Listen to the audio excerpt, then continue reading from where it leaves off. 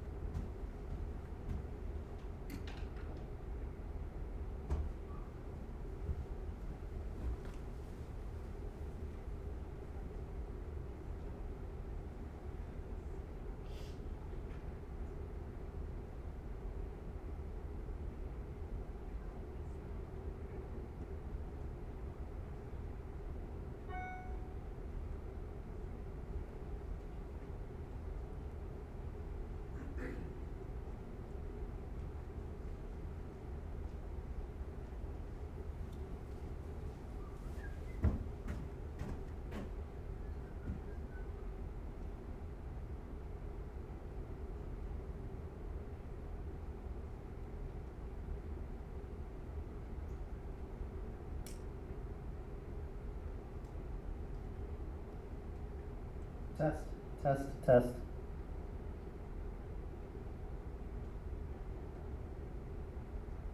Test, test, test, test.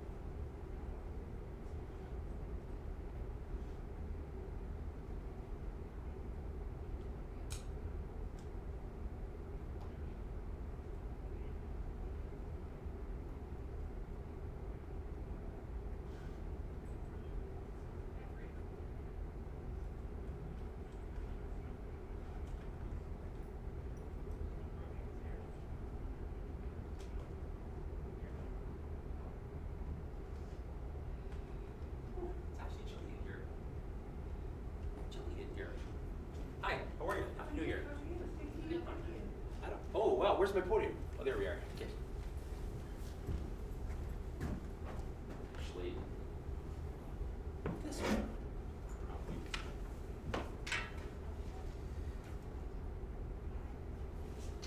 The sermon's here from last time. The 5 points on the sermon. Should I just do this? Sure, why not? I'll come here on Sunday. Think for a change. And do the sermon. I don't want to turn to the book of Mark. That's what it is.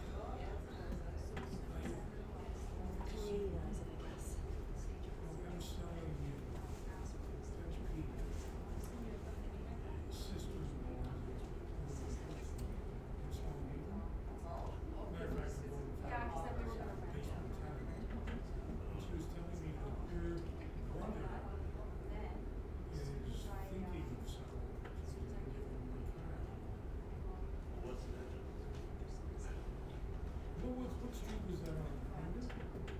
She had to remember the street. She told me what it was. I can't remember.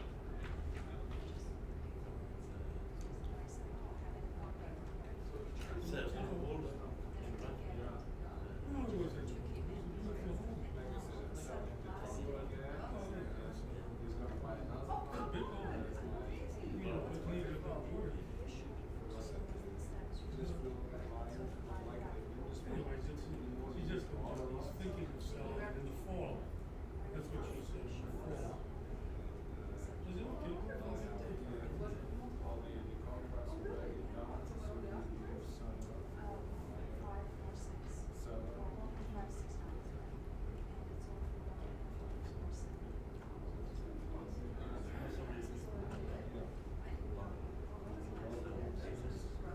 Okay. But they won't like copy no fee themselves. Yeah, they were on the road with sills and they flood it. Like, you know. You want to go Bradford? So anyway, we want to. Look at what's that. But they don't want it. All the list, most of the list.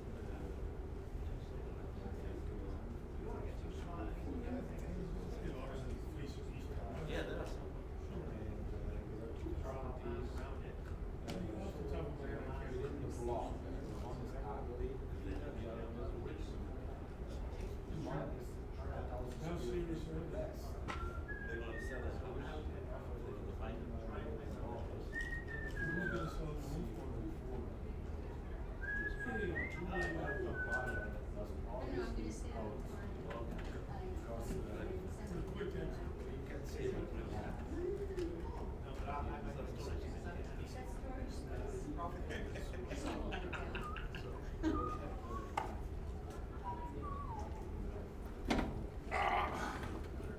Yes, you.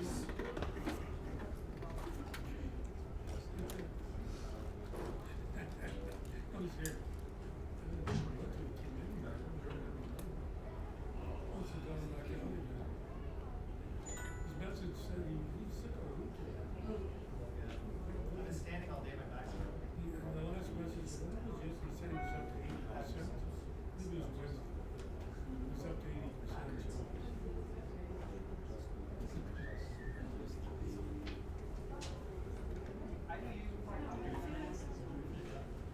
She doesn't know. I asked her.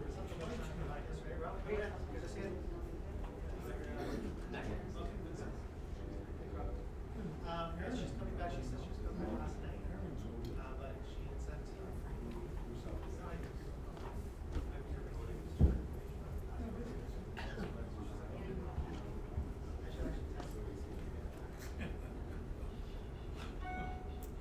That's terrible.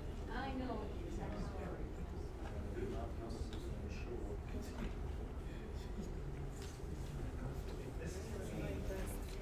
Yes, I reserve this seat for you or this 10. sit on my right or my left?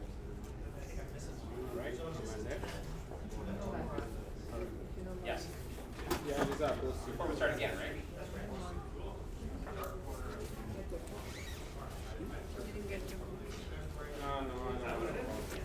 It's gonna be. I won't be able to see I won't be able to see. I know. Always stripes too. I know it does. Scaring the kids.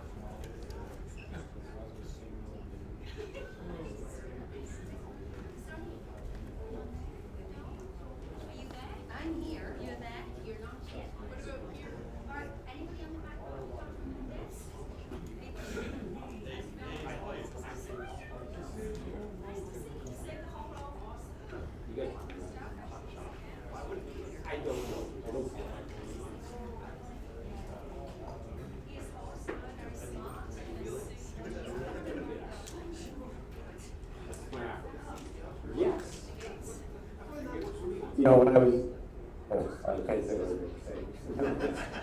That was almost completely backfired. Perfect.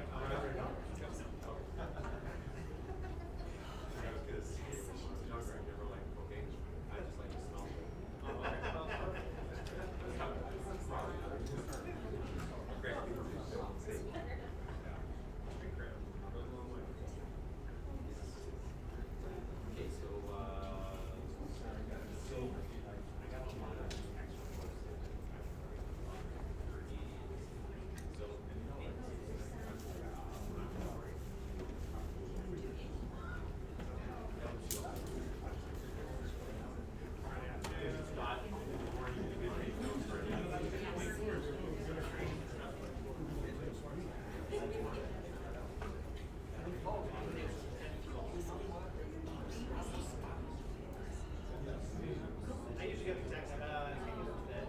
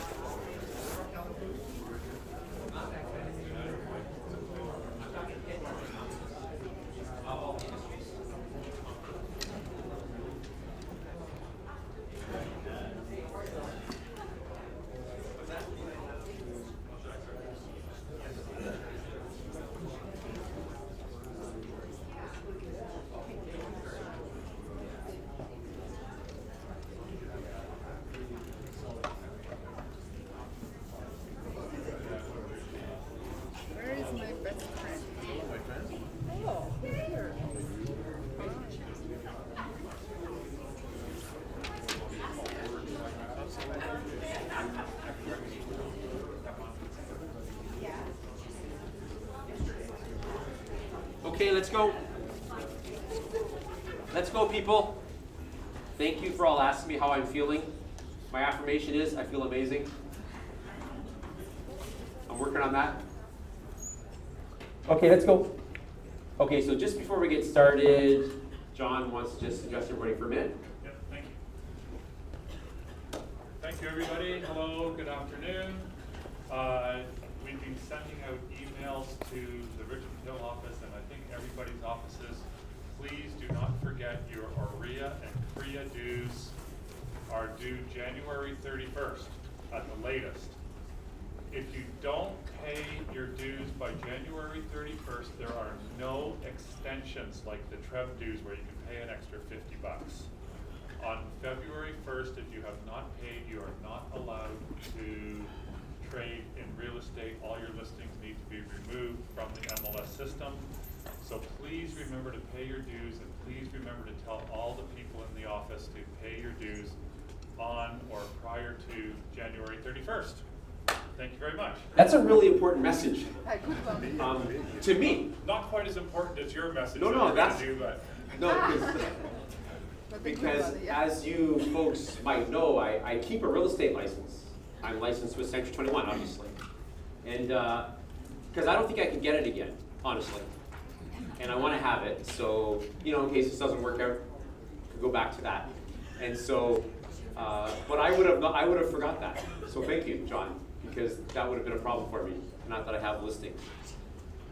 Okay, and so what we're going to talk about today is pre-qualifying. And I'm going to show you something today that is dramatically different than what you've been doing so far.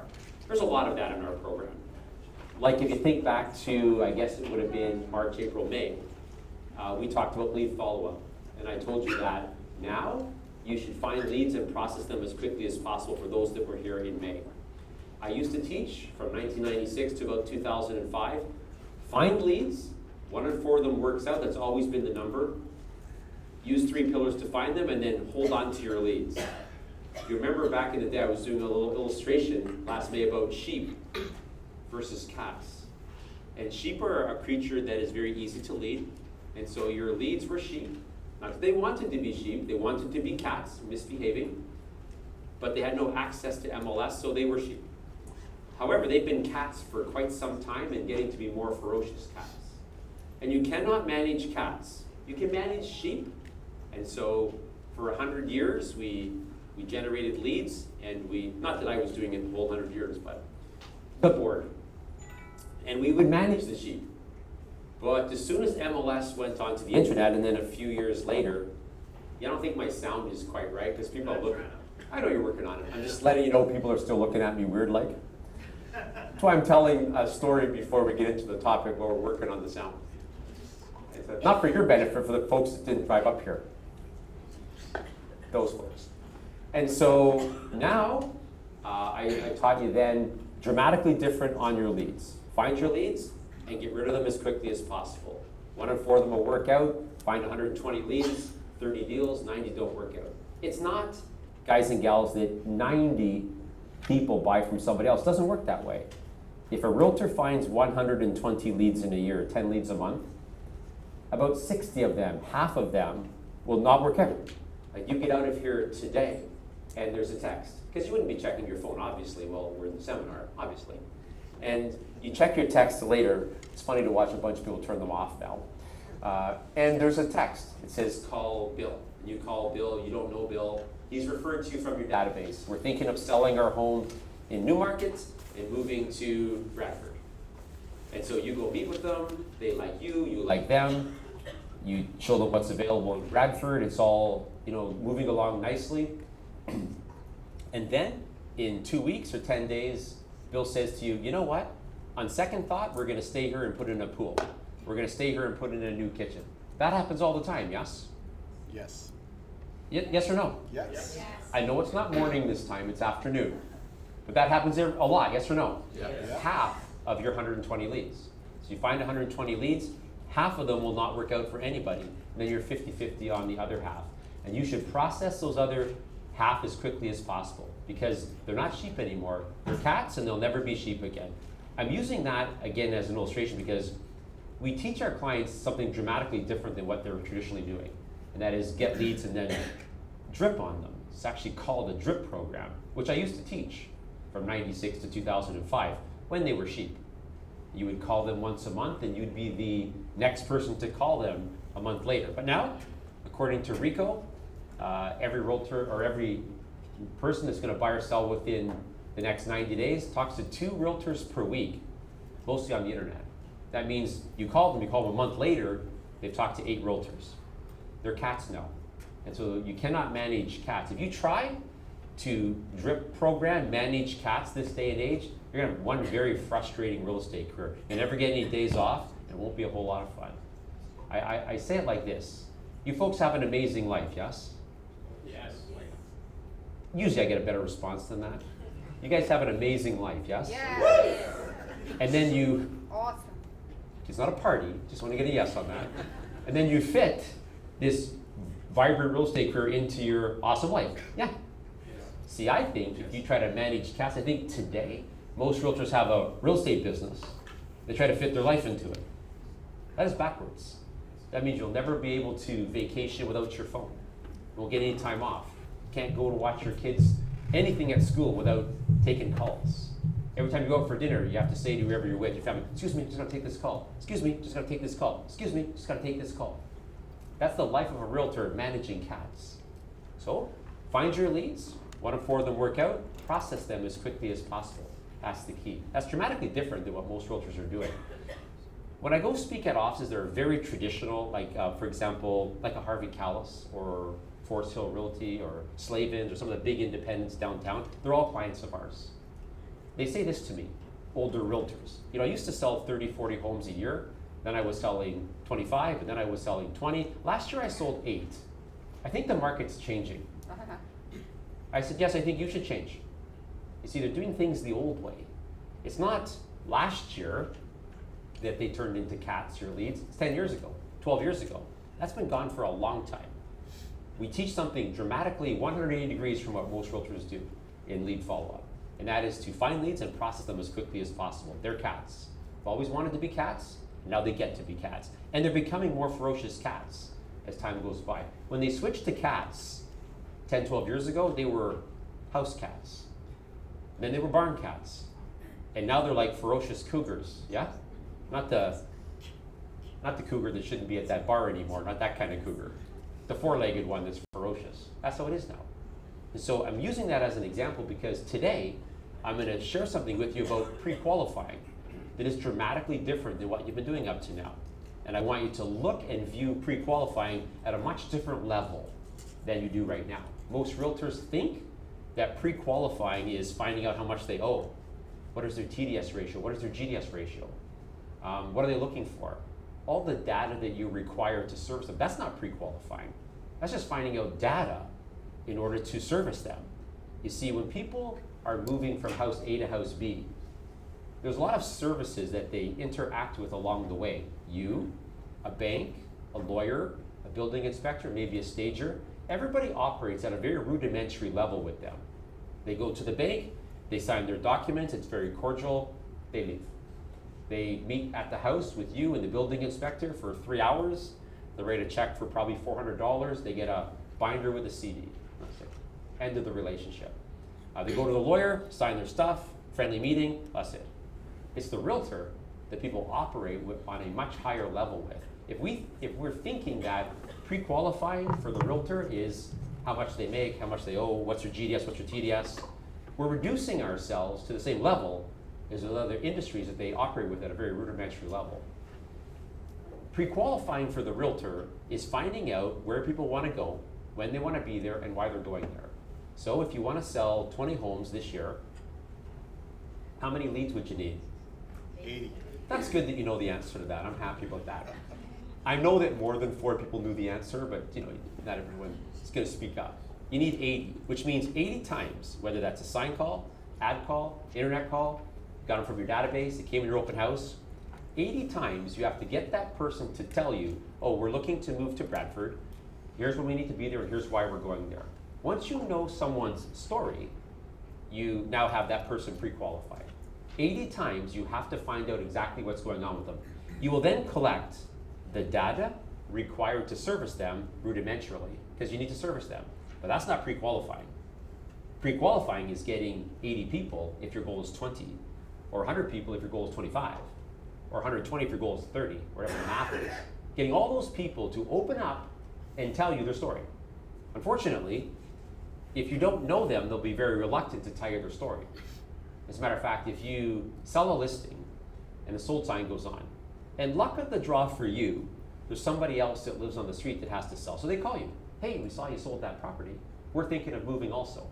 Now, after this class, you might think, well, I have to find out where they're going, when they want to be there and why they're going to where they need to be to. So you ask them, well, where are you moving to?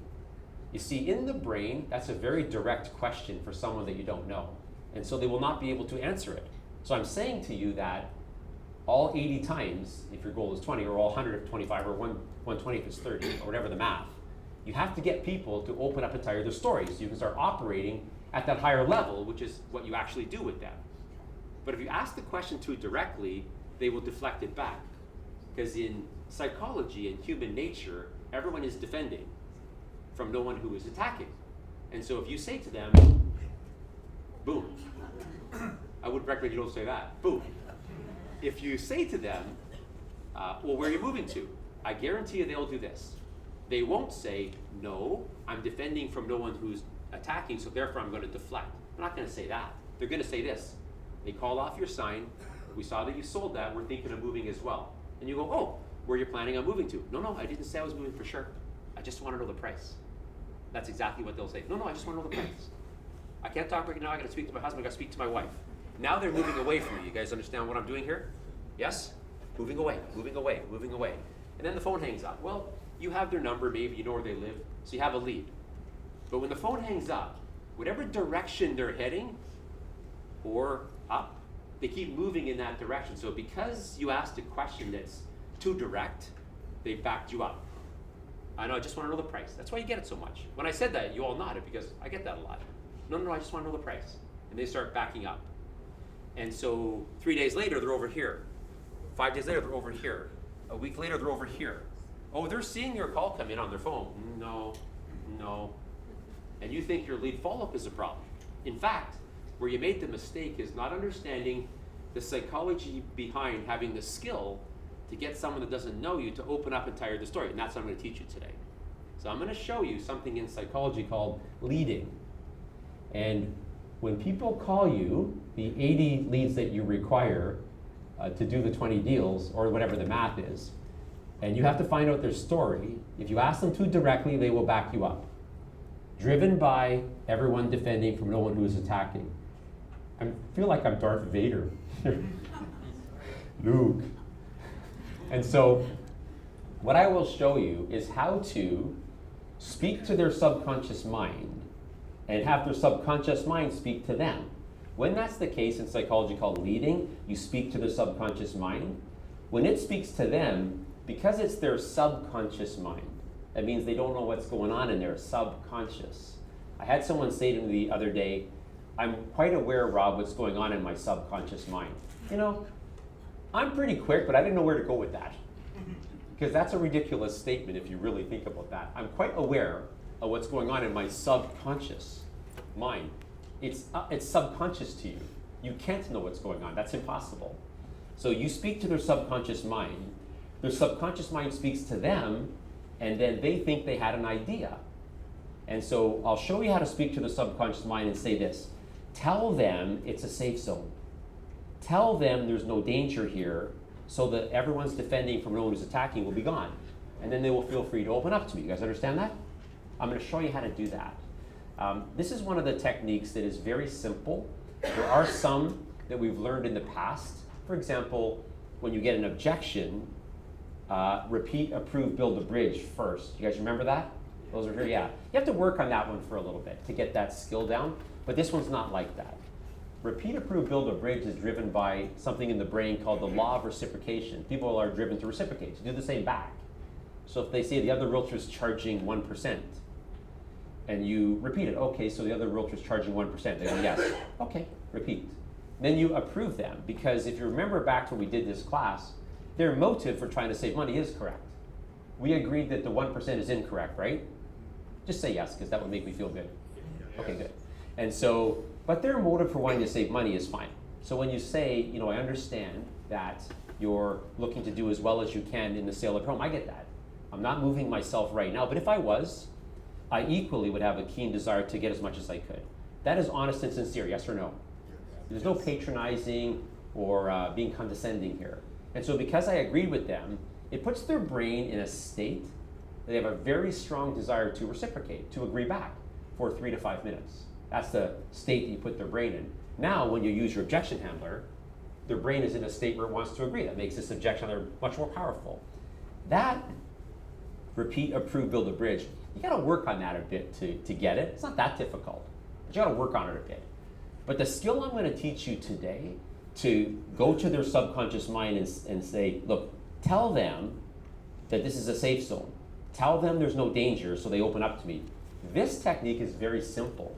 This one you don't have to work on, you just have to understand and be aware of what's taking place. So before I teach it to you, I just wanna say this to you. A lot of you text me 2 to 4 today about picking up kids at 3:30, whatever.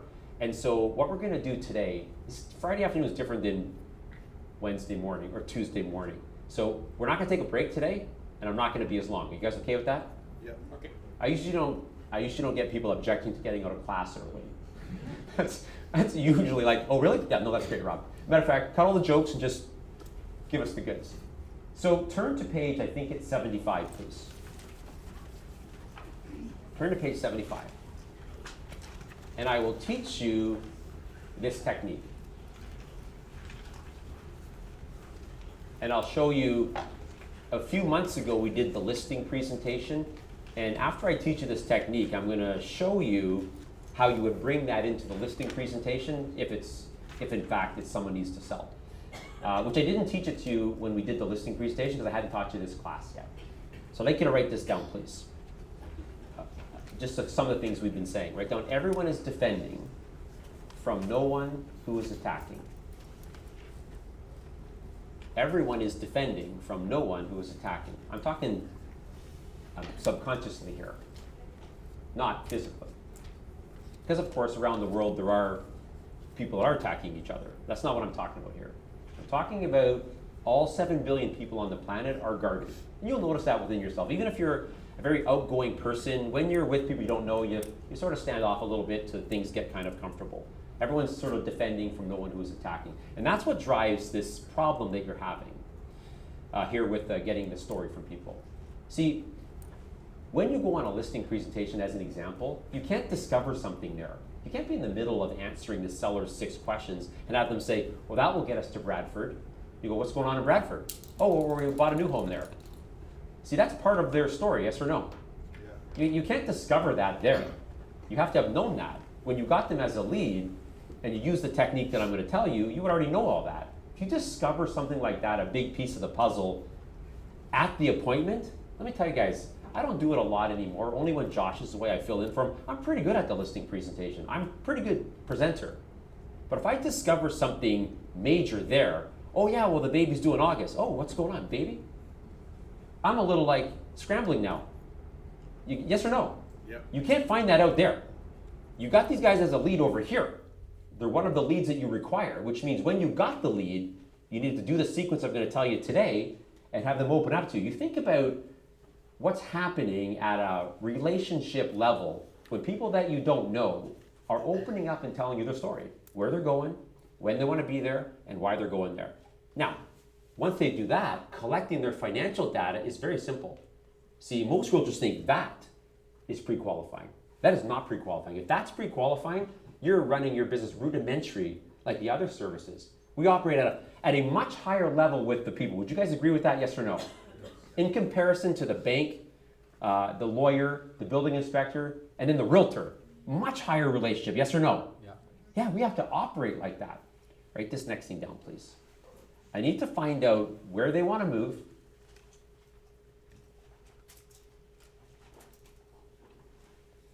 I need to find out where they want to move, when they want to be there, and why they're moving there.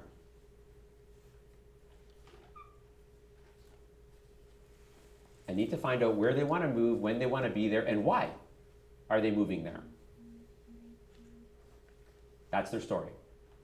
That's pre-qualifying. Okay, this next point, write this down. If I ask too directly, they will back me up. If I ask too directly, they will back me up. You guys know what I mean by that?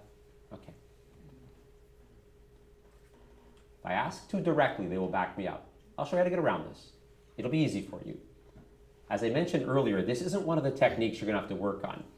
You have to work on the repeat, approve, build a bridge a little bit. I get that. But when you do master that, it's not magic, but it's pretty darn close. This one is not going to be like that. This one you're gonna have this. As soon as I explain it to you, you go, oh no, I can do that today. That's the way this one is. Just a little bit of understanding what's happening. Now listen carefully. If we went up to my lake, not this time of year, the lake is frozen. Actually, I went up to the lake. Who has a cottage here? I went up to the lake last week, and because it rained a lot and then got frozen, the entire lake is glass and frozen. You could skate my whole lake. How weird is that? I looked out at it, wow, you could skate 5 miles down and around. The whole lake is like glass and frozen. I don't think I've ever seen that before. Side issue there, don't write that down. So if you ask too directly, they're gonna back you up. Okay, now listen, you go to my lake in the summertime, midnight, and the lake is dead calm. If we unhook one of the boats and give it a push, it's gonna keep drifting, yes? Yes or no? Yeah? Okay. That's how it is. I did this a few minutes ago. I just want to make sure it's clear before I move along. Somebody calls you, you take a listing and you have a sold sign go on there, and someone calls you from the street. That's fortunate for you that when you took this listing, they already were thinking of moving. It's not that they saw your sold sign and then the husband and wife thought, you know what we should do? We should also make a life-changing experience. That is not what's happening. Our planet, we don't have a procrastination problem. We have a procrastination epidemic, which is why a lot of people won't pay their dues on time. It's a procrastination epidemic. So sometimes when you list a property, someone else on the street has to list too, but for whatever reason, they're go to work, come home, watch TV, go to work, come home, watch TV, or whatever. Take the kids to this dance or soccer, whatever, hockey. And your sign, the sold sign, prompts them out of procrastination. That's what's happening. And that doesn't happen on every listing, but you guys would agree it's common, yes? Yes or no? Yes. Okay. And so they call you. Luck of the draw for you. You happen to get a listing and a sold on a street where someone else also has to sell and they haven't done it yet, but it's time. So they call you. And if you say to them, they say, yeah, we saw you sold that, we're thinking of moving also. And you say, oh, where are you moving to? That is too direct. They would definitely say, no, actually, no, we're not for sure. We just want to know the price. That's why you hear that so much. Even though last year, they bought a new home in Bradford, and it's closing in June. So they've been sitting on just living in this home for a year, and then now's about the time to sell. Luck of the draw for you. You list one on the street, and you got a sold sign on it, and so you get this call. But if you ask them, even though their move is for sure, they bought it firm a year ago, they will still say to you, no, I didn't say for sure, because they're defending from no one who's attacking. You understand that? And so they would say, just want to know the price. Now, as soon as they do that, they're starting to do this. They're starting to move away because you were too direct. Not enough skill, not understanding the brain, how it works, not knowing enough to go to the subconscious mind. Hey, before I ask them, just tell them that I'm okay. Tell them it's a safe zone. You didn't know to do that, and they start backing up. Or they'll say, I can't talk right now. I got to speak to my husband. I got to speak to my wife. You guys understand what I'm talking about, yes? And then they get off the phone. But that, unfortunately, it's like the boat. It just keeps drifting. And so they literally are seeing your number come through. But, I mean, a week later, they're halfway across the lake. There's a big gap now because when they hang up, they move in the same direction. The opposite to this is if you do it correctly and tell their subconscious mind to tell them it's a safe zone, then it's like if there's a little bit of a breeze coming into the dock, you unhook the boat, it just keeps buffeting up against the dock. You guys with me on this metaphor? So then later it's still there.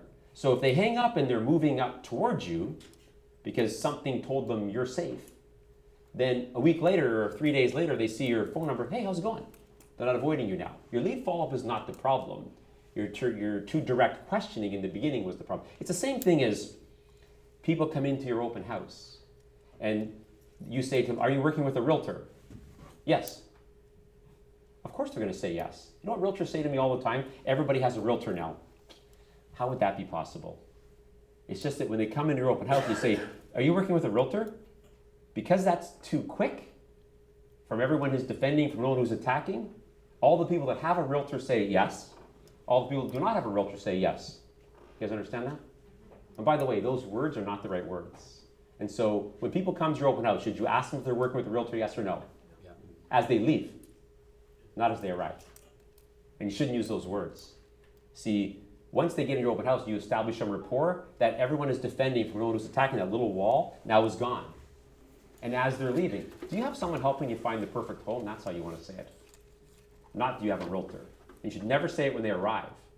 Because, do you have a realtor? Yes? Understand, guys? It's the same principle. And so write this down, please. I need to ask questions hypothetically. I need to ask questions hypothetically and conversationally. And I'll give you the exact wording, so you don't even have to make it up. I need to ask questions hypothetically and conversationally.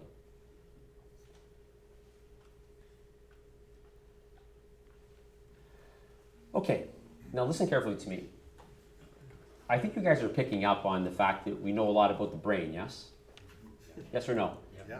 I mean, after our first 90 days together in this particular office, March, April, May, it's been nothing but skills and how the brain works since then. And it will continue to be that way for the next couple of classes. And so the brain works like this. If you ask somebody a question hypothetically, oh, okay, so if that was to happen, oh, if you ended up doing that, if you start the question hypothetically, that tells their brain, subconscious part, it's not a real conversation. It's only hypothetical. Therefore, it's a safe zone. I know that sounds rudimentary, but that's the way the brain works. And so you have this sign goes up. Don't write anything down yet, so I'll give you the exact dialogue. This sign goes up, and your sold sign goes on. Luck of the draw for you. Someone living down the street also needs to sell. It's always been the case, but that prompts them out of procrastination. That's what's happening. And they call you. And so they say, yeah, we saw that you sold that. We're also thinking of selling. Well, after this class, you'll never say, oh, where are you planning on moving to ever again? Because you know they'll, no, didn't say I was moving for sure. You have to ask where. You just have to start the question hypothetically. And if you do, okay, if you were to move, hypothetically, if you say that, their subconscious mind says, no, it's not a real conversation, it's just hypothetical, it's a safe zone. Feel free to open up and tell them things. Then you have people that don't know you opening up and telling you everything. And in a few minutes, these people are going to tell me, we're moving over here to Bradford, I'm taking a job here. Is Bradford north or south of here? North, okay, north of here. But you guys do sell in Bradford, yes? I'm just using geographical thing. Yeah. Yes, we do. There because of this, or want my kids to be in that particular school, and we bought a new home and we're going to be there in June. 2 minutes after they call you, you would then know this lead that is one of your 80 that you need. What are the odds it'll work out for you? 1 in 4. And so you now know where they're going, when they want to be there, and why they're going there. You understand that?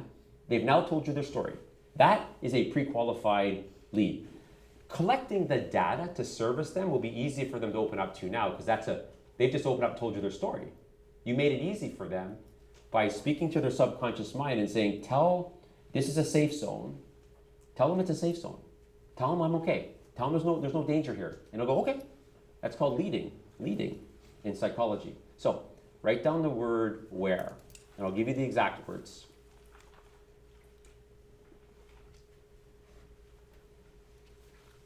And then write down these 5 words. If you were to sell. If you were to sell. That is hypothetical, yes? Yes or no? Yep. And so if I ask a hypothetical question, what does that tell the subconscious mind? It's a safe zone. Hypothetical answer. It's a safe zone. No. It says, don't guess stuff. We're recapping. It's a safe zone, yes? Yeah. You understand that? Okay. And so the conversational way, listen carefully, the conversational way to say, where, when, and why doesn't do anything in the brain. Only the hypothetical does. It's just that if you ask questions conversationally, it sounds better, for sure. So I'll give you the conversational words versus, okay, where are you moving to? That would not be conversational. When do you want to be there? Would not be conversational. Why are you moving there? Would not be conversational. It's the conversational part doesn't do anything in the brain, the hypothetical part does. It just sounds better. That's it. So if you were to move, you wrote that down, yes? To sell. Okay. So underline those 5 words. It could be if you were to move to. Underline them. That's the hypothetical start. Then write down where would you be planning on relocating to? Where would you be planning on relocating to?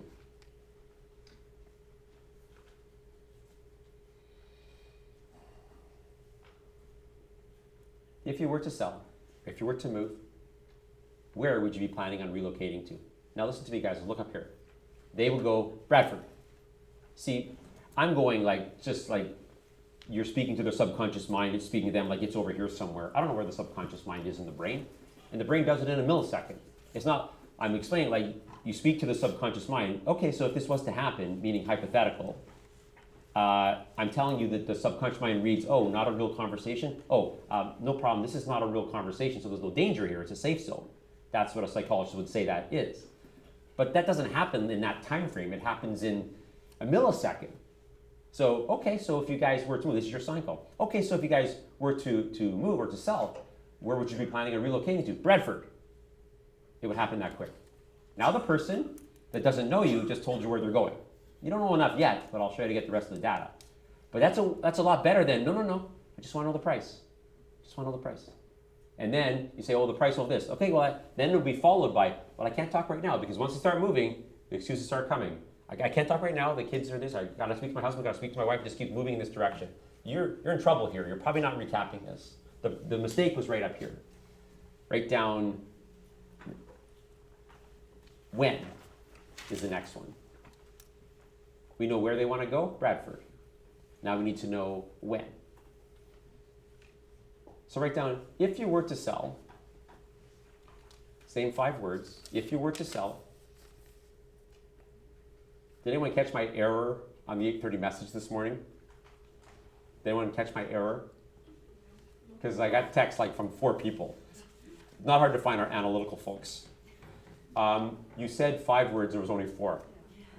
Did you guys pick up on that? But you didn't text me, I appreciate that. If not, when? 5 little words. That's actually 4 words, Rob. Okay. You let it go. What's that? Let it go. I did already. So if you were to move, and then underline that, please. Which is hypothetical, yes? So what does that tell their brain? Safe zone. Keep opening up to me. You start using this technique, you'll be shocked how open people are. And you'll realize that the closed off they've been to you when they don't know you is just because you're asking questions way too directly. And so use a little skill, very simple. Some of the skills you gotta work at, but not this one. When someone says, yeah, we're actually thinking of moving. Oh, okay, so if you guys were to move. This is not one you have to work at. This is one you just have to understand what's happening so you can word it this way. And so if you were to move, and this would be the conversational way to say when. If you were to move and you could pick your perfect closing date, when would that be? If you were to move and you could pick your perfect closing date, when would that be?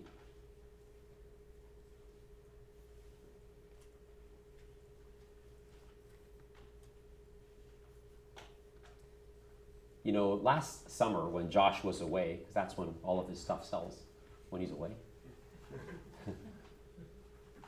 I got a call, and I knew she was older because her name was Pearl. Not that people don't name their kids Pearl, but it's just that some names, Pearl, Agnes, Gertrude, they're just not common anymore. So if someone's name is Pearl, they're probably older, yes? You'd make that assumption. So Pearl and Stan. And so Pearl, by the way, if you're ever wondering, you know, who is the decision maker, the one that called you. The one that called you. You know, you go to present, who's the decision maker? The one that called. Whoever makes the call, that's the one making the calls. If Stan was the guy that makes the calls, he would have called them off the side, not Pearl. Whoever calls you, not 9 times out of 10, 49 times out of 50, that's the one you should be presenting to. That's the decision maker, the one that made the call to you. And so Pearl calls and says, hi, you know, Josh. I go, well, Josh is actually away. I'm his father. She was like, so you like the father realtor and he's like the young realtor? Pretty much. Oh, okay, I guess I got the right guy. Probably. And she says, oh, we saw his sign up in Brooklyn. We're thinking of moving. Okay. If I say, where are you planning on moving to? Is it Brooklyn? No, not for sure. That would be absolute. That would be 100%. Because I don't know her. And all 7 billion people are defending from knowing who's attacking. That would be absolute. So, Okay, so Pearl, because she introduced herself. If you were to move, she goes, Stan and I. Okay, if you and Stan were to move, where would you be planning on relocating to? Brooklyn. Okay. Now I know where, yes? Yes? And so I said, okay, so if you were to move, Stan and you, second again, hypothetical. I understand how the brain works. It's very simple. So if you were to move, you and Stan, and you could pick your perfect closing date, when would that be? And she said, well, the baby's due in June. Baby? Oh, not mine, she says. Well, I kind of knew that with a name like Pearl. That would be highly unlikely. I go, oh, wow, baby. She goes, oh, no, my daughter's. It's our first grandchild. Now, realtor, think about what she's telling me here. You guys understand that? Think about what's taking place right now. I'm not going to make a mistake of collecting this stuff. Not yet. That's not pre-qualifying. That's rudimentary. That's not separating myself from the competition. I now know they have their first grandchild coming, yes? That's good to know, wouldn't you think? Right out of the gate here, as I'm collecting and pre-qualifying this person, by making it easy for their brain to open up to someone that they don't know. And there would be 0 people on the planet that'd be easy to open up to someone they don't know. See, most of the human behavior traits apply to this personality style or these 2 personality styles. Very few things are in all play, all 4 personality styles. This is one of them. All 7 billion people would say, I just want the price. Everyone would back up if you asked to directly. So, okay, so if you were to move, you and Stan, and you could pick your perfect closing date, when would that be? Which is just what you wrote down. She goes, well, the baby's due in August. Oh, our first grandchild. Congratulations. That's what I know so far. Now, in the when, there's often the why, yes or no? I don't know yet, though, that they're retired and they own their house free and clear and that it's closer to their cottage. I don't know that yet. But I do kind of know why they're moving up there. You guys understand this? When you told me about the baby. So I said, okay. So the why, write that word down, please. I'm giving the verbiage for when, where, why. Why, and then write down if you were to move. If you were to move. Which, underline that, please. That's starting the third question hypothetical again. It's very simple to do, actually. It would make people that don't know you very comfortable opening up to you. It's very important, actually. You know, we were talking, was it Jordan? Yeah. Is it Jordan? Yeah. I got that right? Yeah. We were talking at the back there about how unskilled our profession is. That's what we were talking about. And I said, that's your ace in the hole. Like, isn't every realtor looking to differentiate themselves from the competition, yes or no? Most realtors think that's acquired by branding, which I don't agree. Not that I'm against branding. If you go to our website, Rob Vivian Coaching, the R has a leaf on it, half, Toronto, Canada, Of course we have a brand, but I'm sure folks looking for coaching aren't going to Mike Ferry's site, Tom Ferry's site, Richard Robbins' site, Rob Vivian's site, and trying to figure out which emblem they like the best. No one's going to interview 3 realtors and then line up the 3 business cards and choose the nicest design. That's insane. However, branding doesn't cost much, so you might as well have a look, yes? That's not how you differentiate yourself from the competition. You differentiate yourself from the competition when you talk better to people. Maybe this person I'm talking to, I'm not the first realtor they talk to. Pretty good bet. The other ones are like, no. Now, Pearl is buffeting up to me because I'm making it easy for her. I know how her brain works, because all the brains work the same way. You're different from the competition by being skilled, yes? After our first 90 days together, the model, 1 in 4 workout, 3 pillars, process your leads, it's all skills, all dialogues. You implement them, you'll be the one that people like to work on. No one's ever going to say to you, I love the way you do that hypothetical thing. Like the way you do that repeat, approve. I don't know what the other piece is, but I know you do it a lot. They just say, you're someone we can talk to. That's what they say. All right. So why? If you were to move, which you already have, underline, I'm curious. What takes you to that location? I'm curious. What takes you to that location? Now, because in the when, they often give you a piece of the puzzle, so I'm giving you here the generic. In Pearl's case, I would say, okay, so if you and Stan were to move, I'm curious what takes you to Brooklyn. I guess it's the baby. You would add that in, because if you didn't, they'd think you're not listening. You understand that? So this, what I'm giving you right now, is like a chord, a musical chord. Does anybody here play piano? Play piano? Seriously, no one in the room plays piano? That's a little surprising. Okay. I won't make you play. Just get you a keyboard, don't get nervous. You guys know what chords are? Musical chords? So on a piano, the left hand plays the chord. The right hand plays the melody. The chord's still there, but it's hidden within the melody. My daughter, Chris, studied music at Western. She has conservatory level piano, which you can't go any higher than that. And so she plays wonderful piano. Left hand's playing the chord, right hand's making music. And so the chord's still there. So you're writing a chord down, you understand that? I know you might hear sometimes read our scripts verbatim. That's ridiculous. The only one that sounds proper with my scripts would be me. You don't want to sound like me, do you? You're like, I don't know, you sound okay to me. Those are chords. So in this case with Pearl, the chord is, I'm curious, what takes you guys up to Brooklyn? That's the chord. You wrote that down. The music with that would be, I'm a little curious, Pearl, what takes you to Brooklyn? I guess it's the baby. I'm adding a little music in. You guys understand that? The right hand played another couple other notes. And she said, yes, and we live in the Guild. We own our home free and clear. We think it's worth $1.1 million, which turned out to be $1.450 million. And actually, we'll be 45 minutes closer to the cottage. Because really, for us, the hassle is getting from the Guild outside of the city. So we'll be 45 minutes closer. Now I know that we're literally 2 minutes into, we saw Josh sold this property. We're thinking of selling also. To me, knowing that they have a property in the Guild worth $1 million something. Their daughter's having their first baby in June, and they own their place free and clear. They can sell for $1 million something, buy something for $700,000, be up $400,000 or $500,000, and be 45 minutes closer to the cottage. That's a lot of knowledge, yes or no? That is a pre-qualified lead now. And the only way you can collect that data from someone that you don't know is to ask the questions hypothetically, all 3 of them, starting each question with those 5 hypothetical words. That's a little chord. You can move that around a bit. But if you ask a question hypothetically, in psychology, it's called leading. You're telling their subconscious mind to please tell them that this is a safe zone and that there's no danger here. Now listen to me carefully, guys and gals. If you don't know this technique, which you probably don't until now, you've accidentally done it correctly a few times, just by the luck of the draw. And the people say to you, it's so weird, I can never talk to realtors. Yes or no?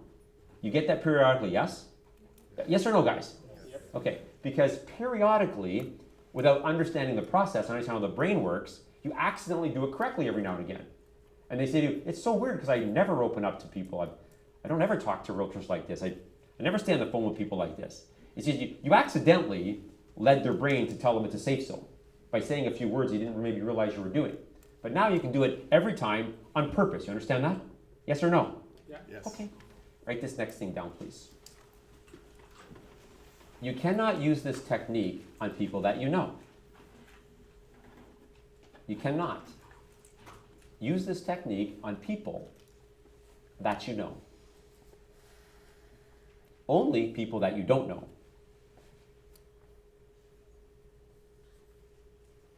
It's one of the rare techniques that fits in this category. You cannot use it on people that you know. Only people that you don't know. So for example, let's say Jordan is my friend. We play hockey together. I'm a realtor, he's not. And Jordan says to me, we're going to be moving in. I got a flyer in the mailbox and the full commission $9.99. Well, I know Jordan, we play hockey together, but I have to repeat, approve, build a bridge and make him right first. You understand that? Yes or no? Yeah. Okay, I'm dropping the yes or no from here forward. There's no more of that today. I'm going to repeat, approve, build a bridge because I need to activate in Jordan's mind, even though I know him, need to agree with him so that when I tell him why he should not do that and let me handle it, I need his brain to be in a state for 3 to 5 minutes to have a strong desire to agree with me. So even though I know Jordan, I still would use that technique with them. Most techniques are like that. You would still use them with people that you don't know. This one you cannot though. Because see, the people that you know are not defending from you because they know you. You understand that? This technique solves this problem, defending from no one who's attacking. Ask questions hypothetically, tells them it's a safe zone, and then that's taken away. But if this doesn't exist, then this technique doesn't make any sense. So if Jordan calls me, I want to sell 20 homes this year, and Jordan calls me and says, I'm thinking of moving. he's one of 80. And he says, yeah, Rob, we're thinking of moving. And I say to him, okay, so if you were to move, he goes, I just told you I'm moving, you're not listening? Like, you cannot use this technique on people that you know. You have to have that everyone is defending from no one who's attacking in play, otherwise you can't use this technique. He goes, well, so we're thinking of moving, Rob. Okay, so if you were to move. No, we are moving. Okay, so if you were to move, where would you? Are you not listening? I already told you we're moving. What's wrong with you today? If you know the people and there's no everyone's defending from no one who's attacking, this one cannot be used. So if I know Jordan and he calls me and says, we're thinking of moving. Oh, what's going on? Where are you moving to? He would just tell me. There wouldn't be any, no, I just want the price. That only applies to where everyone is defending from no one who is attacking. Are you guys getting this? If that has to be there for this, because if Jordan calls me and says, we're actually thinking of moving, or we're going to be moving. I go, where are you moving to? We're going to go here. Because of the lack of defending from no one who's attacking, this technique is not required. So if you're looking to do 20 sales this year, you need 80 leads. Probably 60 times you need this technique, and 20 times you do not. It's a technique that can only be used with people that don't know you. Everyone is defending from no one who's attacking has to be present in order for this technique to work, because this technique eliminates that. I don't have to lead into Jordan's subconscious mind to tell him it's a safe zone. He already knows that. So this technique can only be used with folks that you don't know. Okay, everyone turn to page 39, please. Everybody turn to page 39, please. That's the listing presentation, correct? Is it? Yes. All right, so the listing presentation starts like this. So when I taught you the listing presentation, I didn't teach you to use their story because I hadn't taught you this class yet. So I just taught you how to go and answer the seller's 6 questions. And so the first line says, thanks for having me over to discuss the marketing of your home, I appreciate it. Just FYI, when you deliver that line is not at the front door. If it's a one stop where you're seeing the home there, you go tour the home, you sit down in front of them, you say, thanks for having me over to discuss the selling home, I appreciate it. If it's a 2-step, you saw it the other day. That line is when you sit in front of them. You guys understand that? Second line is, you might have asked you some questions. Is that the second line? Yeah. Okay, good. Between those 2 lines, so under the first line and above the second line, write in, insert their story. Insert their story between the first and second line. Write it in there. Insert their story. Write it in there. And I want to show you how powerful it is to go on a listing presentation and to know their story. But you'd have to have them tell you the story in order to insert it. And if you ask for it without the technique I'm giving you today, they will never give it to you. It will never happen. They're being so evasive, not because they want to be evasive, just that them, like you, if you met someone else under some other circumstance and they started asking you direct questions, you're like, whoa, back it up here, back it up, back it up, back it up. Right now, I'm still defending from no one who's attacking for the next 2 to 3 minutes here. And that's why when people walk into open house, you can't say, do you have a realtor? Whoa, yes, of course I do. Even though they don't. They have to say it that way. And so this particular listing, I'll give you the case study. So I went over there Saturday morning at 10 o'clock. And I could tell that something wasn't right because they were sitting up very prim and proper and not too close together. And so when that's the case, you go, I sit down, see the house. It's a bungalow in the Guild. Turned out it was sold for $1,450,000. Nice place and wonderful people. And they were sitting upright. How you guys doing? We're fine. Okay, that tells that there's something up. But I don't know what it is yet, but it's going to come out. So I'll just present. And so, but if that's the case, if you go to someone's listing presentation and they're all prim and proper, they have a plan that you don't know about. Trust me. But just present. It will come out if you do it correctly. And so I said, thanks for having me over to discuss the market. I really appreciate it, which is the first line.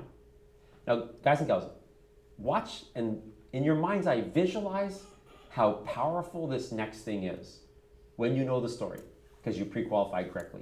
I hope, Pearl and Stan, that you think that myself and Josh, me, hope you think that we're the right realtors to sell your home for a lot of money and get you moved up to Brooklyn, closer to your first grandchild. Congratulations again. And as a sub-benefit, be up hundreds of thousands of dollars and being 45 minutes closer to the cottage. You insert their story right after the opening line, that is insanely powerful. They won't do this. Oh, wow, that was nice. They don't do that, but they do that inside. As soon as you do that, their body language shifts a little bit, they go, and they're just saying, wow, that was nice. And so I started presenting, and slowly they started to loosen up a bit. But I still knew there was something up. I just don't know what it is yet, but it'll come out. Then after I was finished, Pearl said, there's something I have to tell you. Of course Pearl's going to be the one to tell me. She's the one that called. You understand? The person that makes the call is the person you need to be talking to. You guys understand that? You ever hear this? Always focus on the wife. Why would you think that? That's very generic. If Stan's in charge, he would have been the one calling. You understand that? So, because if Stan's the driver, he's the guy, he's in charge, he says, why don't you call? Well, you do it, honey. Well, I'm busy. Well, wait till you get home. He'll be the one, whoever calls you. So Pearl called. So she said, there's something we have to tell you. I go, what's that? She goes, we saw this agent last night and we loved her. And we decided last night we're going to list with her. But we're seeing you, we got in late and we didn't have time to cancel you because you're coming at 10 o'clock Saturday morning. So we thought we would just have you come out and not ask anything and then get rid of you and call her back. She's really coming clear with me, yes? Well, I don't think if they're younger, they make that call. I think if some people, I would show up at 10 o'clock and they wouldn't even be there. They just go for breakfast. Nobody home. Yes or no? Or cancel me at like 9 o'clock. But because they were older, like, no, we made an appointment with this guy. But we're just going to hear what he has to say. We're going to go with this gal. You understand? And which would explain the upright, prim, and proper, yes? When you see the upright, prim, and proper, something's up. So that's okay. And then she said this. However, as I think about this, as much as we liked that girl last night, and by the way, her comparative market analysis thing, way better than yours. I only highlighted a couple listings, so I'm not surprised. You know, this one sold for this one sold for this, so this one's asking this, what price should we choose, so they choose you over that one. That's not really complicated. I'm not surprised her graph was better. But here's what she said. But she doesn't know anything about the baby or the cottage. She doesn't know anything about that. Now you think about that. I don't know how they got her. I think she was the local farmer. And so basically they called her and said, we're thinking of moving, we'd like an appraisal on our house. And so she acted in a rudimentary level. You guys understand that? Now first I had to say, can I ask who it was? Because see, if it's one of our clients, I have to say, oh my gosh, are you kidding me? Oh, you know what? If I had known that, I wouldn't even have come over. You definitely need to go there. I can't beat one of our clients on Josh's behalf. You understand that, right? Yes? Yes. Like I'd have to, fortunately, we do coach her office like this one, but she doesn't take the class. And that's not one where the broker pays. This is the only one where that happens. Usually in this program, the individuals pay. And so she's not one of the ones paying, so she's not a client. She is now, by the way, once we fix this for her. So this lady, oh, okay, so you're thinking of moving. Where are you thinking of moving to? We're thinking of moving to Brooklyn. Okay. And so what are you looking for? We're looking for this. Where do you live right now? We live in here. Okay, tell me about your upgrades. How many square feet is it? How much do you owe on it? We own it free clear. All of this stuff, you guys understand that? Thinking that is pre-qualifying. Operating at a rudimentary level like every other industry that they're going to encounter on the way. Now, if nobody did it right, I guess they would choose the lesser of two evils, yes? But if somebody does it right, and so she said, we were going to go with her, but as I think about this, Pearl talking, she doesn't know anything about the baby, the cottage. You seem to care a lot more. Now, it would appear that way, but the truth is it's not the case. It's not even my money. I don't keep any of the money from Josh. I'm just doing it right. You understand that? And the truth is, and I've said this many, many times, the only reason I even do what I do is because I'm not attached to real estate. I figured out very quickly in the real estate industry as a realtor, I have the wrong job. You know when you sell someone's home and they say to you, you're amazing, man, we couldn't have done it without you. That's fantastic, we're so happy. How do you feel? Good. How do you feel? Good. Not me. I feel ka-ching, ka-ching. That's how I feel. I mean, I'm polite with people, and I've sold like over 100 homes a year 12 times. But it became clear to me, agents were talking about, I just sold these people a house, I feel so amazing. I'm like, I don't feel that, ever. So it became clear to me really early in my career, hey, I don't have the right job. I'm good at it. Maybe that's a benefit being so detached from it. You should follow your passion in life, yes? Yes or no? Yeah. Well, apparently I wasn't. I was just good at it. So even back in the day when I was getting the money, well, you seem to really care. Well, thank you, I really do. But that would be a lie. It'd be the right thing to say. But in this case, it's Josh's money anyways. So she says, you obviously care so much more. I go, of course I would say that. But the truth is, what I'm saying to you guys, not at all, actually. But it certainly would appear that way. And there's no doubt I would look after them. There's no doubt about that. But you know that thing you feel when you help people move? Yes or no? Mm-hmm. Yeah, I don't get it.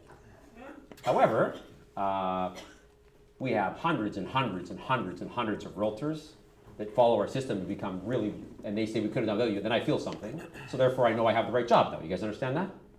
So that's fine. So Pearl's comment is actually not true, but it would sure appear that way. And I think I'm rare. I think most realtors sincerely have a really strong feeling of satisfaction when they move people. I think you do. I think I would be the rare one, which I apparently was good at the wrong job. I'm good at the right job now. And so I listed the place and we sold it. So I had to give her a little bit of a way to get past this gal. So she says, this is going to be awkward because we kind of told her to come back at 2 o'clock. Like I already told her, come back at 2. So I said, well, if you want, we can do the paperwork. You should never say sign the listing, by the way. We can do the paperwork. I will call her on your behalf because you feel something to her. I will let her know that we put it on the market, and I will give her first chance to bring her buyers, which you would never say that, yes? Like you're not going to call the other agent and say, I'll give you first chance to bring your buyers. You're never going to do that. They would go, seriously? Like I get you would say that to them to give them a chance to move past her, but you're not going to. So they said, would you do that? Of course I'll do that. And so we did the paperwork, and I called her on the way back. I said, listen, I know you're planning to go back and list that property at 2 o'clock, but I just listed it. And so they wanted me to call you to let you know that was the case. And they really thought you were amazing. But I didn't say, but I'll give you a chance to bring your buyers. I didn't say that. But that is the right thing to say to the seller to let them move past the other agent, yes or no? Yeah. So the lady said to me, you're kidding me. I go, no.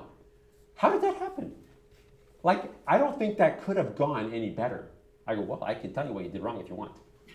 If you want me to. She goes, what did I do wrong? As a matter of fact, I taught this class last month at your office that you didn't take. Yeah, I know you're in my office. Maybe you should probably get in the program. Because what you did, I taught her mistake, yes? But I think a lot of realtors make that mistake. Thinking that the rudimentary math is pre-qualifying. We don't operate at the low level like the bank, and like the lawyer, and like the building inspector. We operate up here, yes? Yes? Said I wouldn't do that anymore. I'm kind of getting excited. We operate up here. You better operate up here. When people open up and tell you their story, you think about the place that puts you with them. And then let me tell you something. Going on a listing presentation and saying, thanks for having me over to discuss the market home. I appreciate it. Bless you. Don't say that part. And then you tell them their story. They look at you like, wow, nice. Yes or no?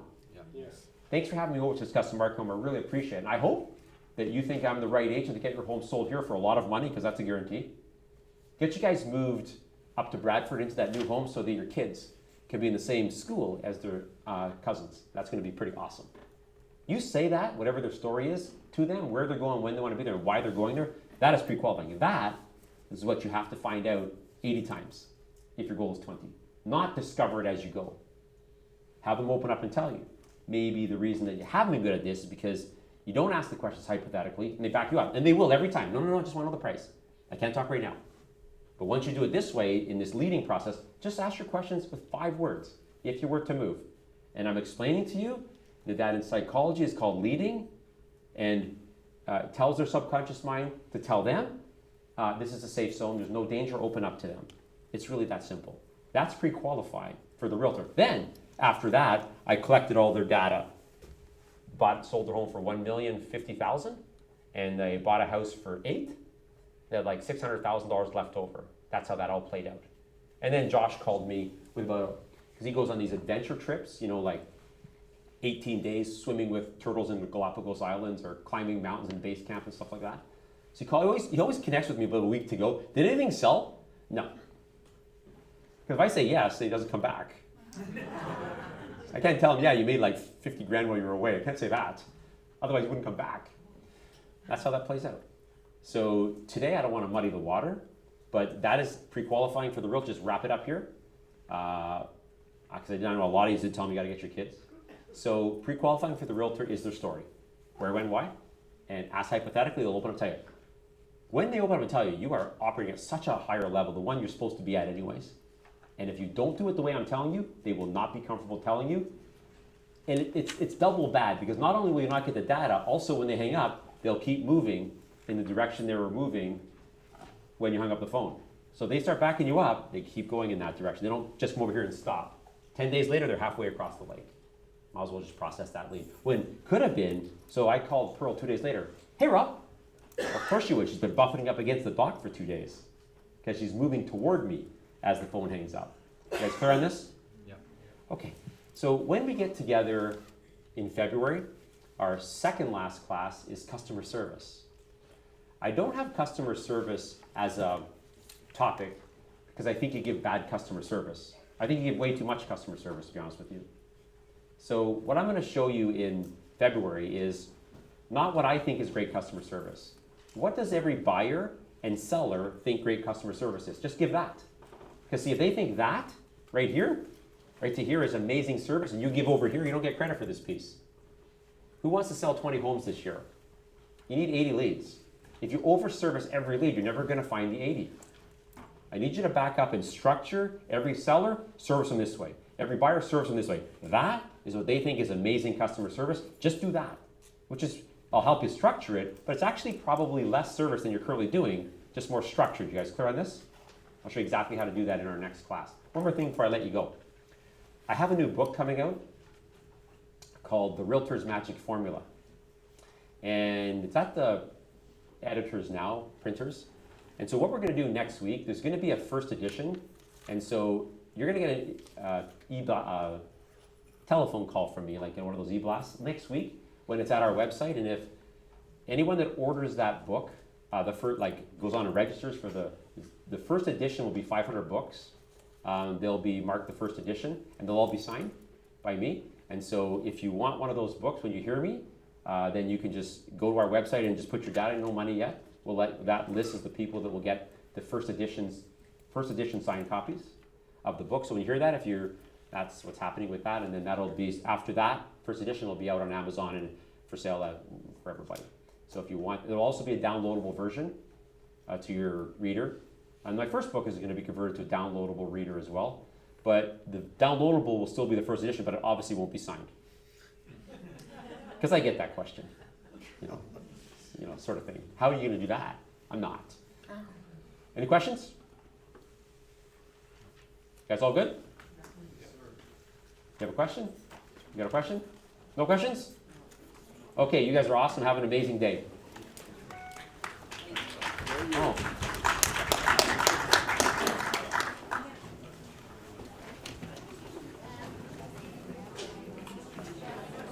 I love the fact that you love the front seat.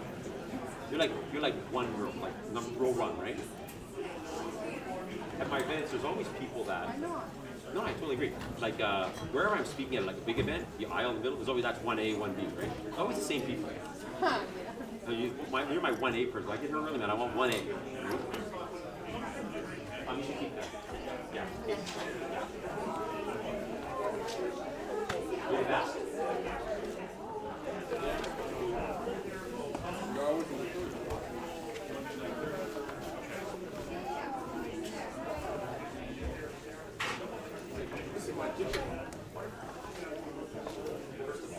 Questions always. It's the answers there. Everyone always says, I have a quick question.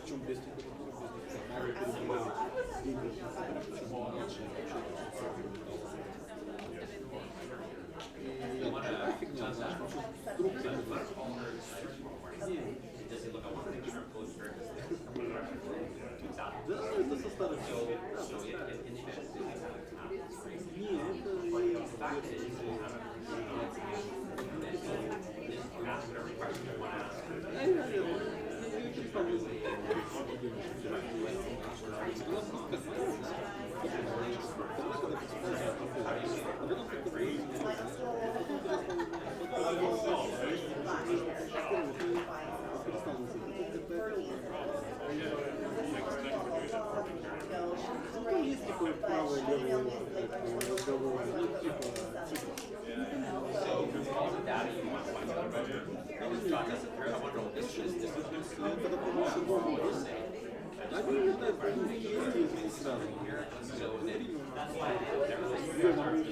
Oh, no, I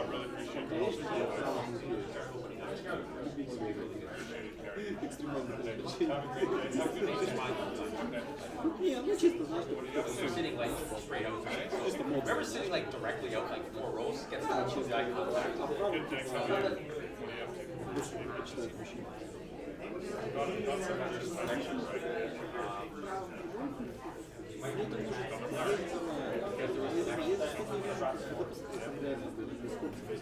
Why is that good? Oh, okay. So there.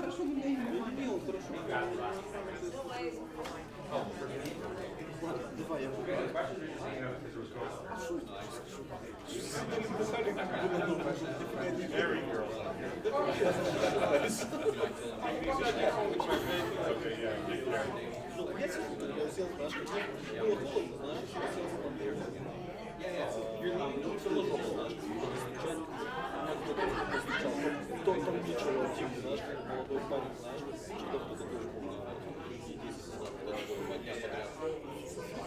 И он идет, знаешь, как бы, то есть ты сама ответишь, это прикольно. Вот это прикольно. Нет, ну что, все равно я с Петром разговаривал, говорю, у меня есть истина, знаешь. Нет, когда ты приедешь, это днем надо. Это днем надо.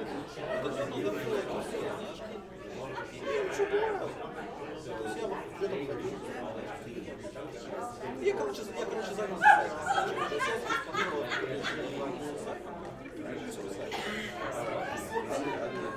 отдельно, да. Ты знаешь, в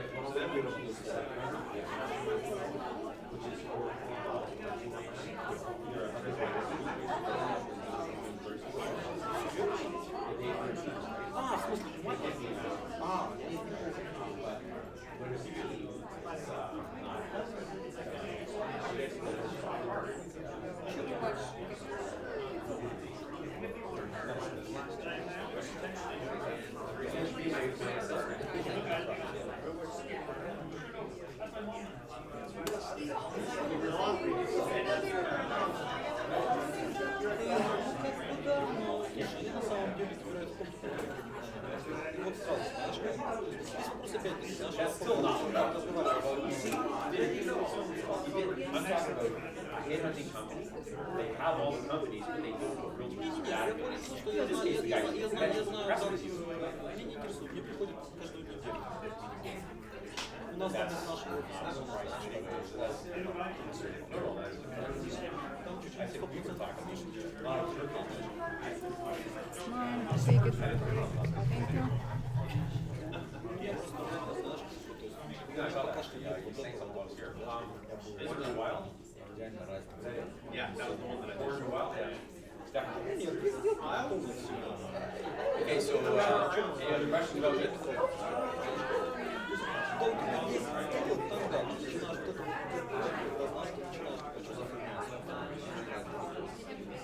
Не, ну я просто разговаривал с девочкой, у нее, наверное, больше 10. Ну ты же после 10 перестаешь платить вот этот деньги, надо дешевле. So so the digital wire was right there. Yeah, no, you Yeah, I got that here. For me, they come into for the meeting. I taught it. Слушай, ну ты пришла, как говорил, с офиса. Я пришел 2 года больше, как бы сразу перешел с деска, и как бы я больше не пользуюсь, ну нахер, я взял, переключился Well, that's not. As time goes by, и так, 95 за ничего не бывает. 385 или 375 сейчас. Это прикол, что yes. 750 платишь, 885 платишь 385. in psychology, it's actually А эти that's why they do that. So listen to me, I'm saying this to you. If they won't come to the meeting, Да, разница есть. these are also the same guys that will ask for money. The same guys that will back up. Слушай, я не верю в то, что поэтому я So you best to get rid of it. But I have lots of people that I Слушай, на самом деле много людей. У меня, допустим, вот у меня оба как покупателя. which is right. I don't have the meeting yet. Разговаривал, он пытался, еще что-то, то есть у меня все равно все пошло. So you can't be generic. Я сам собой я вывел мои виды, но они не сработали. Одни информации, почему очень. Второй, как вообще переключить. So I'm saying То есть наоборот, знаешь, хорошо, если они перестали пребывать, даже я должен новый yeah. So like they say, well, look at maybe get say just a little bit. We're looking to блин, ну вот не get started. а с этими двумя реально, что, знаешь, что оно у него мало из So I said, okay, we'll то есть, meet да, я их probably отработал как, They да, won't be. I don't want to meet that. нет, не во все So встретил, they can send через us людей, знаешь, как, один то есть, open house, знаешь, You can't have a generic. I will not do that. я делал That's open how it house, works. человеку звонили, как бы,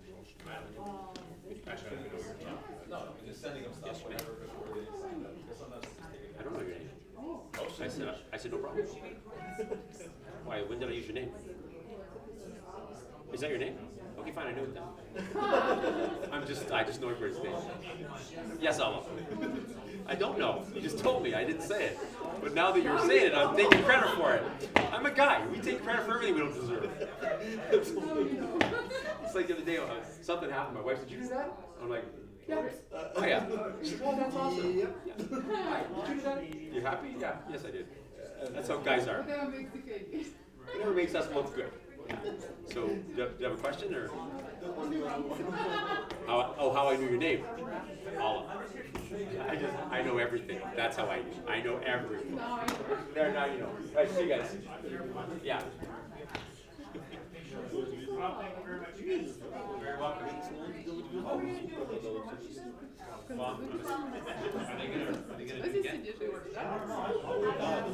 It's very rare when we go 1 year and stop. Да, ты We're сидишь year 4 всегда. with the engine. Говорит, всегда на неделю любишь? Year 4 with the next one. So В портфеле, да. as go. Не, ну реально, это моя Ну, я немножко плохо еще вижу, знаешь. In one-on-one coaching, every coaching company, including ours, clients stay forever. Не, ну вот, понимаешь, то есть, как бы, я не вижу, это не моя проблема, понимаешь? So, in other words, Это you start не again. моя главная Like, проблема each с one April, экономикой. it's been a year. Не то, что у меня главная проблема, как себе, That's как how one-on-one себе, coaching is. We блин, clients for 8 жопу years. так, чтобы я, бляха, We've знаешь, been there. Why would we do it? Нет, We already have the right plans. вот, я начал зарядку сейчас, да, почему я себя не могу заставить. Я встаю реально, я встаю все равно к 8 часам, либо 8. Если я к 8 не встал, то меня жена будет в 8 звонит. Как бы. Просто она в это время уже ушла, как бы, да, то есть как бы она пока едет, как бы, да, то есть она набирает, знаешь, как. То есть я не могу, я могу себе поставить будильник, так всегда было.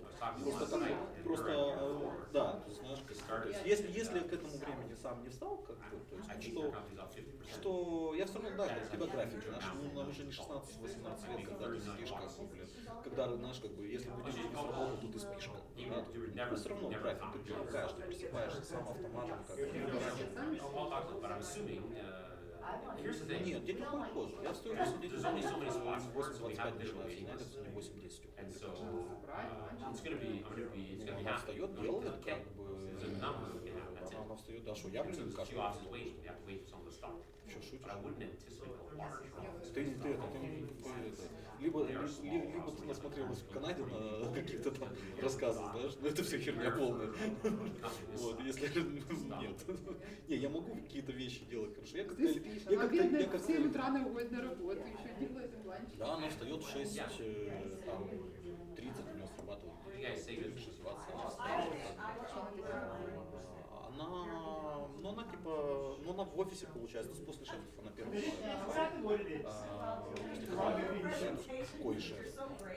Компания экспортирует майнинг, всякое. Большие карьерные майнинг, большие карьерные тягачи, как экскаваторы, вот это все. It's off. Ну да, Россия, Казахстан, СНГ. I think it was being recorded. It was at a coffee shop in Ajax, Saturday night, open mic. You wanted it.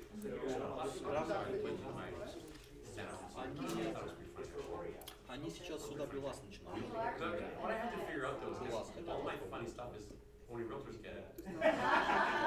Но они It's actually меняют about туда, realtors. что они там, понимаешь, то есть что-то карьерное, что-то, допустим, горное, именно шахтное оборудование, знаешь, то есть, да. Yeah, so I just made up some.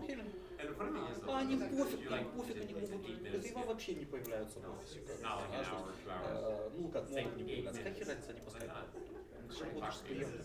I can think of funny things to Какая say. фиг разница, Great. знаешь, то есть But I will talk to them. им понадобился See what they think, офис, да, как бы они посадили, они, They don't нужно, want it, it's fine. It's они cool. работали вообще There's a на waiting. семейный бизнес, просто Other они officers увеличились, waiting не for a стали spot. как бы успевать, они поняли, Right. что нужно кого-то взять, они взяли вообще офис ассистент, понимаешь, это другой человек был бы так, а она офис ассистент, извините, этот офис ассистент, ну, во-первых, бухгалтер, как бы, да, то есть не то, что просто выучилась, как бы, она в Молдавии реально работает,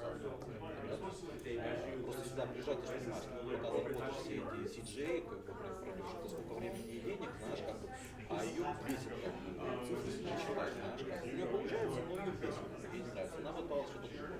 Она колледж закончила, выучилась на бизнес-администрацию, знаешь, как бы, это даже бизнес-администрация ни о чем, знаешь, как бы, это бла-бла-бла, знаешь, как бы, я больной не хочу, знаешь,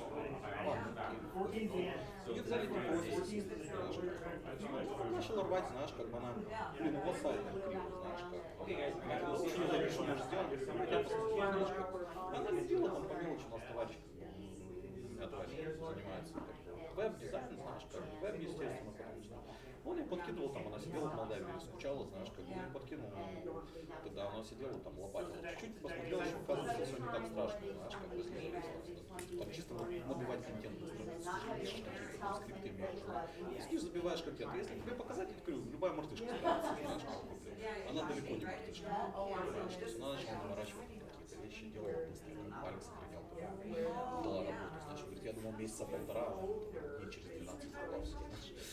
Вот. И она по чуть-чуть, как бы, потом хоп, еще одну девочку взяли, в этом году еще двух взяли, знаешь, как бы, блин. И она там уже и рекламу, как бы, естественно, я помогал, как бы, она и сама рисует, как бы, знаешь, то есть не так, как я, как бы, но она пила. Фотошоп, ну, она, фотошоп, она, я ее просто пересаживаю на иллюстратор, он что-то все равно фотошоп. Но она просто, знаешь, как бы, она хуже знает, и, то есть у нее нет такого опыта, как бы, да, то есть, но она все равно лепит, как бы, она им все равно сайт переделывает, мы им сделали ребрендинг полностью, я им много логотип нарисовал. То есть они такого человека заполучили, как бы, понимаешь, то есть на нее повесили все, она занимается полностью, на нее перевесили полностью, там, допустим, когда ты делаешь коммерческие предложения, да, то есть, даже не инвойс, это реально, потому что по зубчатам обрабатывается все. На нее свесили все, на нее свесили, она им сэкономила в прошлом году налогов там хера, потому что у них бухгалтера нет, как бы у них бухгалтер, знаешь, здесь все, да, то есть как бы аутсорс. Этот бухгалтер, знаешь, у нее клиентов до хера, кто пришел, кто вспомнил, кому, блин, знаешь, как бы позвонили из серы, или бумажка пришла со штрафом, блин, они позвонили, ой, да, вы извините, я забыл сдать отчет. И вот так вот чпокали, знаешь, как бы, блин, то есть она сидит, ой, здесь как бы там, знаешь, ну делает так, что...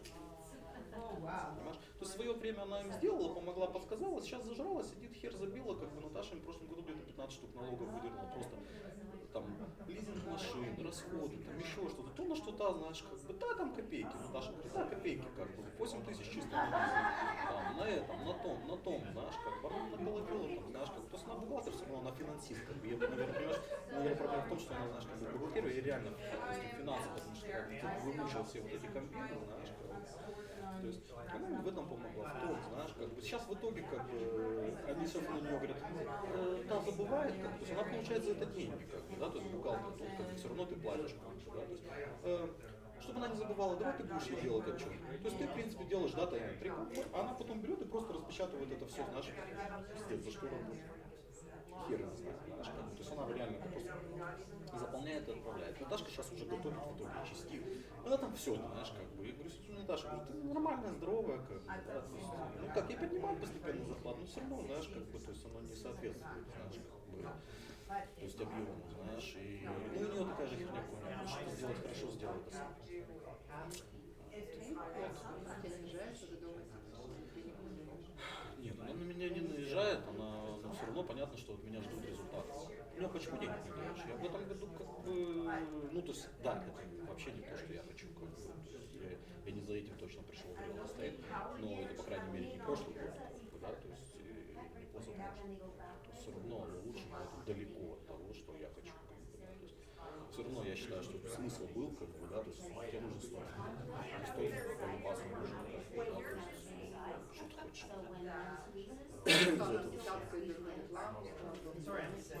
Ну, у меня, я вот в этом году, как бы, в прошлом году, как бы, я давно получил, что не возник пошел по деньгам, меня был вынужден в Фармерию, и, в принципе, с другой стороны, может, хорошо, потому что я бы иначе, наверное, не решился. Я бы слушал Эрина, что я уже столько денег купил, надо продолжать. Я район, да. Понимаешь, слушай, я все-таки в данном случае я подумал, что лучше ужасный конец, чем ужас без конца, потому что там, где я выбрал, как бы, да, то есть где я делал, грубо говоря, Колдунес, да, то есть Янг, извините, там дома сейчас получается по 1 300 000 и поехали вверх, там половина людей живет там по 20 лет.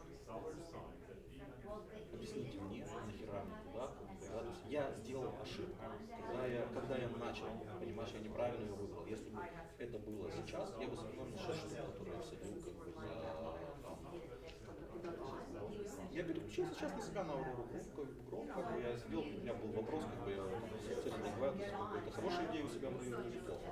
Все сошлись на том, что как плюсы, так и минусы, знаешь, как. То есть меня, допустим, беспокоило больше всего, допустим, да, как, допустим, там детям в школе, знаешь, как, то есть, это для меня было основная задача, потому что у Эрина основной минус был, говорит, да, пока вы голодные, как бы, вам это надо, и как бы вы хотите, да, как бы, чтобы люди вас спрашивали, у вас придет момент, если вы вырастете, придет момент, когда вас просто задолбает. То есть вы хотите сесть, пожарить барбекю и выпить пиво, а вам стучат в дверь и спрашивают, понимаешь? Нет, он рассказывает, то есть я понимаю, что у него реально это было проблема. Да? Это не сейчас, понимаешь, и я сейчас. Я тебе говорю, просто я сейчас далеко не в лучшей форме, но я помню, как это в каждом бизнесе было. Когда вот ты сидишь и, простите, без соли доедаешь, то ты любому звонку рад в любое время. А когда ты, знаешь, как приходит и усталость, и заработок, да, то есть когда у тебя идет пресс, у тебя работа вот так, и тебе уже не нужны деньги, тебе уже не нужно ничего, тебе нужно поспать иногда просто, тебе нужно увидеть семью. Я тебе говорю, я от этого из Молдавии уезжал, вот примерно такого, как вот, ну, по ситуации я зарабатывал не то, чтобы я там самые большие деньги зарабатывал, но по усталости я тебе говорю, я в Молдавии сидел 60 штук, кишка, квартира стоит 35, ну, за год заработали 50, понимаешь, евро, это в долларах еще больше, тогда было 75. Ну, слушай, я бы здесь зарабатывал, 75 этих, это финансовый вообще там, да, то есть Молдавия это дохерища, но я вкалывал, я тебе говорю, я там, у меня бывало такое, что у меня за год до этого, как бы, знаешь, то есть у меня я прикалывался на 2 смены, потому что у меня, как оказалось, печатник бухает. То есть на принтере у меня стоял шокоформат, вот. И он сидит там, бац, он куда-то там пропал, знаешь, там еще что-то, знаешь, ну, просто не выходит там во вторник, допустим, на работу, там, знаешь, в среду невозможно дозвониться, потом там еще что-то, знаешь, ой, там у меня были проблемы, там у меня что-то, я заболел, знаешь, а потом оказалось, чувак такой бухает, знаешь, он реально бухает, ну, молодой парень, 28, знаешь, и я просто по недельному работе, получается, что ему предложили работу, там, типа, в Москве запуск машины, как бы, да, то есть ему предложили сразу там 1,5 штуки за 2 недели, потому что он выучил там нового этого. Я уезжаю, говорю, ты вернешься? Да, я туда еду на 2 недели, приезжаю. Ну, на месяц, как бы, за месяц даже не знаю, потому что это такая область, которую очень мало знаешь, это очень специфически, знаешь, как бы, таких людей на пальцах, знаешь, как бы. Вот. Да. Я думаю, сейчас поработаю. Короче, работал, я искал, пока следующего я нашел, прошло полгода, понимаешь, как? Потом не учил 6 месяцев отлично. Когда большие объемы, извини, машина должна суточно херячить, ты просто меняешься. Я так жил, знаешь, у меня в 9 часов начиналось, как бы, ну, я всегда приезжал за 15 минут открывать офис. У меня в 9 часов начиналось с 6 вечера. Дизайнеры вообще что угодно, как бы, блин, а после 6 вечера закрывается, я уходил в печатную, отпечатывал то, что за один набрал заказ. Здесь БМВ, как бы, а здесь жопа, понимаешь, под окном BMW, и это жопа BMW, но она домой поедет, это жопа в частном месте, понимаешь? Всегда я тебе говорю реально, я тогда говорю, что я в воскресенье как бы не работаю при таких раскладах, как бы, то есть не было пару исключений, там реально, знаешь, как бы, то есть, там, вещи типа, там, допустим, выбор, это, да, надо делать, без вариантов. Но я был, ну, так, я хочу обратно, я сейчас голодный, мне сейчас реально нужно, я хочу обратно, да, то соответственно, это не миллион, как бы, да, то есть, ну, я сравниваю, там 100 штук, это здесь миллион, да, то есть, по заработкам. Ну, наверное, сейчас оно сократилось, как бы, все-таки, да, то есть, наверное, все-таки так не совсем справедливо, я же говорю, то есть, это не то, что меня, допустим, спасет, знаешь, как бы, то есть, вот реально. Начал фармить. Да, я переключился на себя, просто я выбрал, как бы, то есть, где я, ну, я сел, прикинул, как бы, что я надеюсь на то, что у меня бенефитов будет больше, чем минусов от этого, да, потому что, во-первых, мне нужно ездить куда-то. Новый, как бы, там был 5,5%, у меня 8, где-то, да, то есть, в районе 8 плюс-минус, знаешь, пытаюсь использовать, как бы, такую фишку же, типа, I'm local, здесь на один листинг вытащил, консорсную скотину, блин, из-под носа увел, знаешь, как бы, блин, и я заехал, посмотрел. Они работают им постоянно, они дают черта, я с ними пересекся, я понял как. У него тим большой, и он заправляет девочку, фигачит. Ну, вот мне реклама приходит, у него, наверное, человек 12 в теме, если не больше, и девочки подходят, как вот я один раз, получилось один день, мы пришли на одну улицу, знаешь, как бы, чё, знаешь, как бы, я смотрю, там один кто-то зашел, ну я не знаю, знаешь, я пошел, знаешь, стучу, разворачиваюсь, смотрю, они опять ходят, так, кто может ходить, блин, две девочки вместе, как бы, знаешь, видно, как они знакомы, наверняка, знаешь, и тут в один дом стучусь, а они на противоположной стороне улицы, а я уже что делать, я уже делаю, я уже полулицы, знаешь, как бы забил, знаешь, ну, то есть, получается, одну сторону, там, знаешь, то есть я уже забил и разворачиваюсь уходить в другую, знаешь, как бы. Знаешь, я сижу, звоню в дверь, в гости. Говорит, вы третий сегодня. Я говорю, как третий? Да, а деньги, это был ноябрь, помнишь, тепло было? Ноябрь, середина ноября было, да, тоже. Число 15. Помнишь, 3-4 дня реально, блин, тепло, солнце, вообще благодать. Ну, я, хоть и не по расписанию, хоть я уже с 1 ноября и похерил, как бы, а тут бас такая благодать, надо стучать.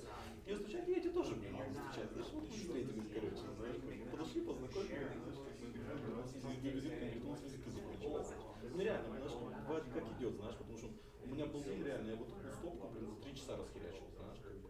Другой день вышел, взял больше уже, потому что у меня закончились, реально, я взял, блин, из телефона, из чехла, знаешь, резерв.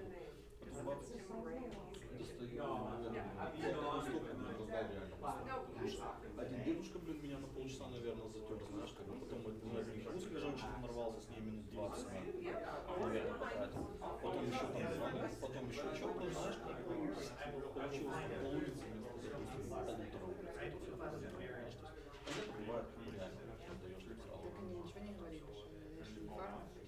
Не, ничего, что, блин, что ты мне запретишь фарить или что ли, я им запрещу? Просто, ну он реально, он вкладывает много денег, потому что я вот сейчас делал, как бы херячу. Но они, он кормит, приехали уже, то есть... Подожди, а вот ты не знаешь, сколько он берет? Процентов? So he'll be able to help you for sure. Нет, я не знаю, но понимаешь, так как в теме ты не будешь брать 1%. Ты же должен... Ты отдаешь половину же. Ты же отдаешь. Ну как, лучше Ну, пополам. что-то. Ну да, но не отдать. полпроцента. Я не думаю, что полпроцента. Не, ну пол я тоже не думаю, но не говорю, что половину нужно брать и полтора. Нет, ну в смысле, я имею в виду один, как бы, то есть это пол, если ты что, ты отдашь этим девочкам пол.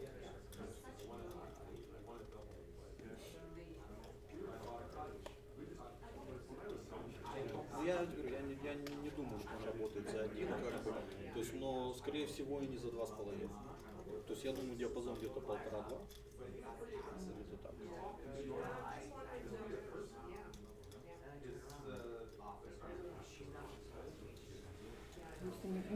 Потому что у меня тоже наш этот фильм, знаешь, да, наш фильм?